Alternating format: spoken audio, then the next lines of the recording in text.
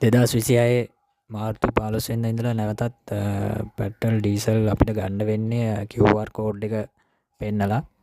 ඉතින් අපි ඒක අදට පහසුවෙන්ම කරගන්න ඇප් එකක් නිර්මාණය කරලා තියෙනවා. ඒක ඩිස්ක්‍රිප්ෂන් එකෙන් ගන්න. ඒ කියන්නේ වීඩියෝ එකට පාලින් තියෙන ඩිස්ක්‍රිප්ෂන් කොටසෙන්. ඉතින් ඇප් එකට යන්න මේකෙන් තමයි වැඩි කරගන්න පුළුවන් නේ. පහළට මේ තියන්නේ ඉන්ස්ටෝල් කරගත්තු ඇප් එක.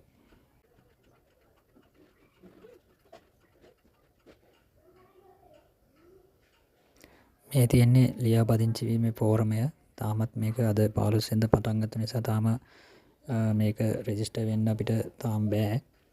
දැනට vehicle registration කියන කොටස තාම ඔන් වෙලා නැහැ. එතන රෙජිස්ටර් වෙලා ඊට පස්සේ ලොගින් වෙන්න පුළුවන්. ලොගින් වෙලා ඔයාගේ OTP එක අරගෙන එතනින් ඔයාගේ QR කෝඩ් එක ගන්න පුළුවන්. ඉතින් මේක හැමෝටම ඔයාගේ මිතුරන් අතර ෂෙයා කරන්න. එතකොට එයාලටත් මේ වැඩේ කරගන්න පුළුවන්. බොහොම ස්තුතියි.